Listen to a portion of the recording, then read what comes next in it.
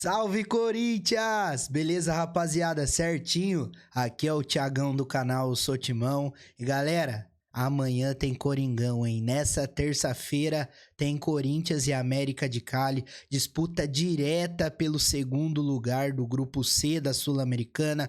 Vamos falar bastante sobre o jogo. Temos mudanças, tudo indica que teremos mudanças importantes na escalação do Coringão e temos outros assuntos para trazer também aqui, atualizações dessa segunda-feira e também dessa terça do jogo do Coringão. Então, desde já, eu peço muito para você deixar o like no nosso vídeo, se inscrever no nosso canal, ativar o sininho para obter todas as notificações. Você que está pelo celular tem a opção de hypar o nosso vídeo, não custa nada, você clica aí embaixo em hypar e você vai estar entregando muito, ajudando muito na entrega dos nossos vídeos aqui na plataforma, fechou? Rapaziada, então vamos lá pro nosso querido e saudoso PC, a nossa tela do PC, pra gente poder montar junto a escalação do Coringão, porque poderemos sim ter mudanças aí para esse jogo contra o América de Cali, fechou? E daqui a pouco eu vou falar também em relação às projeções do time, do Corinthians e por aí vai. No gol, tudo indica mesmo que será o Hugo Souza. Na lateral direita, já começa o nosso drama, porque poderemos ter ou o Mateuzinho ou o Léo Maná, rapaziada. Muito tá se falando que o Mateuzinho pode ser poupado para essa partida diante do América de Cali. Eu sou totalmente contrário, vocês sabem disso.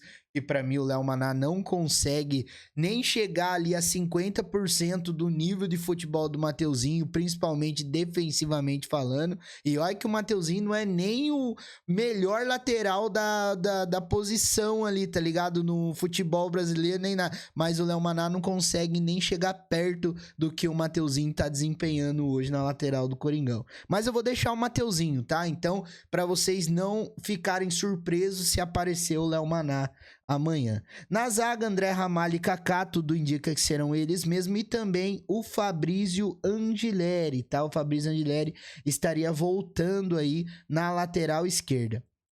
No meio-campo, poderemos ter Raniel, Maicon, tá? Vou colocar aqui o Maicon, Charles e também Igor Coronado, tá bom? Igor Coronado pode começar jogando como titular amanhã, então tem essa possibilidade. No ataque, eu vou deixar o Memphis Depay com o Yuri Alberto, porém, poderemos ter as trocas também, colocando o Thales Magno e também o Hector Hernandes, tá? Para vocês terem uma noção, aqui a provável escalação do canal Meu Timão, ó. A gente vê com a Angileri, tá? Raniel, Maicon, Charles, Igor Coronado, Memphis Depay ou Yuri Alberto.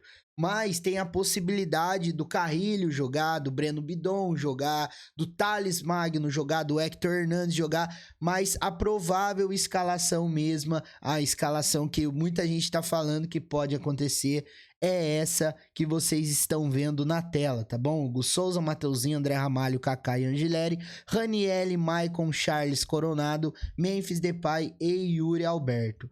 Eu sou contrário, já adianto para vocês que eu gostaria de ver o time do Corinthians jogando com força máxima, eu gostaria de ver o time do Corinthians desempenhando melhor esse futebol, impondo o seu jogo, o seu ritmo dentro da sua casa, porque é um jogo, mano, extremamente importante. Tratando-se de Copas, é um jogo extremamente importante. Porque o Corinthians está em terceiro lugar do grupo, eu vou até tentar achar aqui para vocês em relação à classificação do Corinthians, mas o Corinthians ele está em terceiro lugar do grupo nesse momento, e acontece que o Corinthians, ele ganhando do América de Cali, ele consegue assumir a segunda colocação do grupo, ó, tá na tela aqui para vocês. O Huracan tem 7 pontos, grupo C tá logo abaixo de mim aqui. O Huracan tem 7 pontos, o América de Cali tem 5, o Corinthians tem 4 e o Racing do Uruguai tem 0. Tudo indica que o Huracan vença o Racing do Uruguai nessa rodada da fase de grupos da Sul-Americana. O Huracan iria para 10. O Corinthians vencendo a equipe do América de Cali, o Corinthians iria para 7 e o América de Cali ficaria com 5. Depois, o Corinthians enfrenta o Racing do Uruguai, onde é passível uma possibilidade grande do Corinthians vencer esse jogo. E depois o Corinthians decidiria contra a equipe do Huracan lá na Argentina. Lembrando que os 2 últimos jogos do Corinthians é fora de casa, contra a equipe do Racing do Uruguai e também contra a equipe do Huracan lá na Argentina. Então, para mim, eu gostaria muito de ver o Corinthians com força máxima. Gostaria muito de ver o Corinthians jogando com os seus titulares mesmo. Apesar de que o Dorival Júnior acabou conseguindo resolver determinadas situações ali de aproximação, de marcação, a nossa defesa não está mais tanto exposta como ela estava nos últimos jogos, eu ainda gostaria de ver os considerados titulares, porque, mano, com todo respeito, o próximo jogo do Brasileirão é contra o Mirassol, velho. Tudo bem que o Mirassol ele é um time que sempre dá trabalho para times brasileiros quando o Mirassol joga dentro da sua casa, principalmente. Mas é um jogo que o Corinthians poderia vencer facilmente, que o Corinthians poderia impor seu ritmo também, apesar do Mirassol estar jogando dentro de casa. Então, pelo fato do Corinthians jogar nessa terça e depois jogar contra o Mirassol, também é mais um motivo que eu gostaria de ver os titulares em campo. Mas eu tô muito convicto de que isso não vai acontecer, infelizmente, rapaziada. Vamos ter mudanças aí, até mesmo no lugar do Mateuzinho, a possível entrada do Léo Maná. No lugar ali do Charles, poderemos ter o Carrilho, do Maico poderemos ter o Martínez, do Coronado poderemos ter o Romero ou o Breno Bidon, mas também no ataque poderemos, em vez de ter Memphis e Yuri, poderemos ter Thales e Hector Hernandes. Não me surpreenderia se o Dorival repetisse aquela escalação de que o Corinthians venceu a equipe do Novo Horizontino. A diferença é que aquela partida, o Alex Santana, se eu não me engano, jogou junto com o Charles e o Breno Bidon jogou um pouco mais avançado. Não deu certo, mas foi uma das possibilidades que o Dorival Júnior acabou colocando para aquele jogo. E esse jogo eu não duvido nada que possa acontecer a mesma coisa, fechou?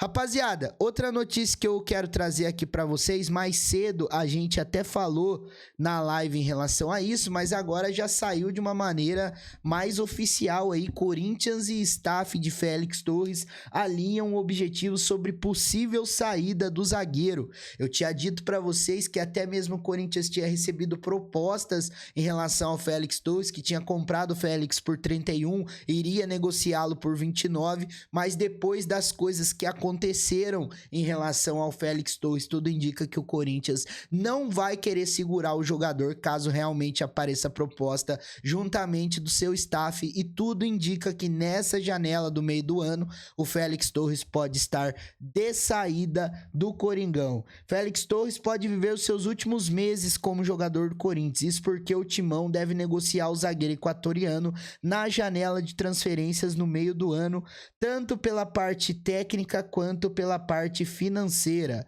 Segundo apontou a reportagem do Meu Timão, o Clube Alvinegro e o staff do jogador de 27 anos estão alinhados sobre uma possibilidade de transferência de Torres, que chegou ao Parque São Jorge em janeiro do ano passado.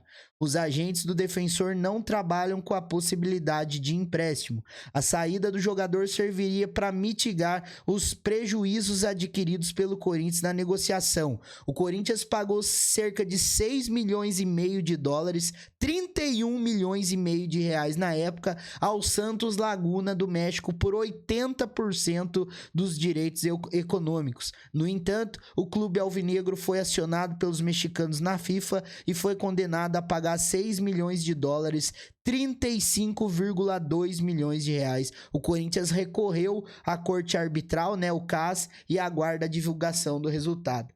A equipe do Parque São Jorge, inclusive, tem a possibilidade de negociar o jogador na reta final da última janela, que chegou, enfim, que foi no começo do ano, né, 28 de fevereiro. De acordo com a apuração, o staff de jogador considerou uma transferência para a Major League Soccer, a MLS, igual eu tinha dito mais cedo para vocês, mas a diretoria corintiana preferiu manter o equatoriano devido ao prazo apertado para a reposição. Corinthians terá mais 2 oportunidades para comprar e vender atletas. Entre os dias 2 e 10 de junho, as equipes terão a janela do Mundial válida para todos os clubes do país. Depois do dia 10 do 7 ao dia 2 do 9, quando vai ser o período da janela do encerramento da temporada das equipes europeias, né?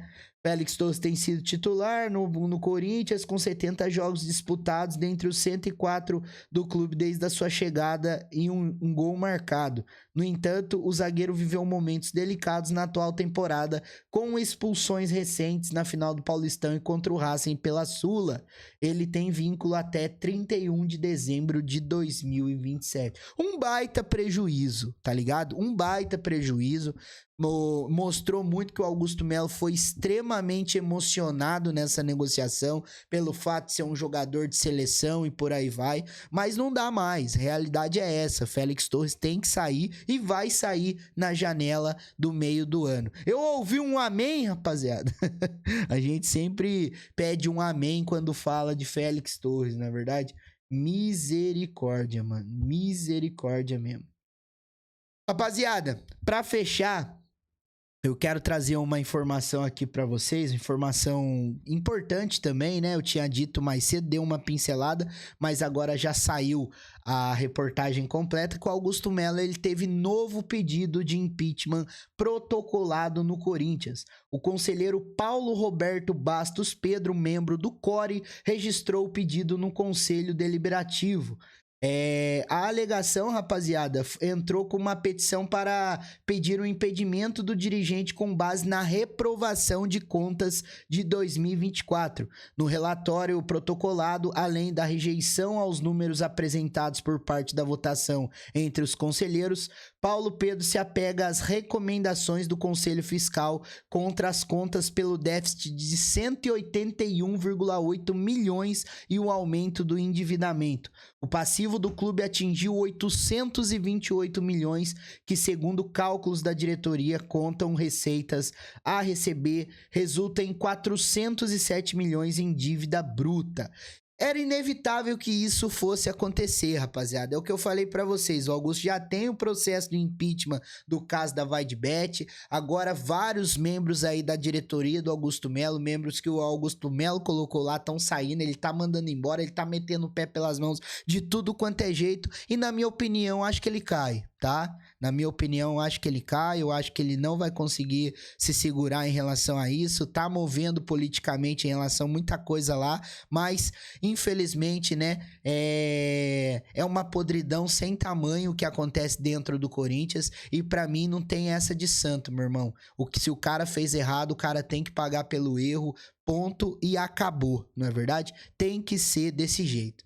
Se você chegou até aqui, peço muito para você deixar o like no nosso vídeo, se inscrever no nosso canal, ativar o sininho para obter as notificações. Você que não segue o canal Sou Timão nas nossas outras redes sociais, @EuSouTimão1910. Qualquer novidade eu trago aqui para vocês, porque você sabe, né? Aqui no canal Eu Sou Timão, você tem vez e você tem voz. Tamo junto?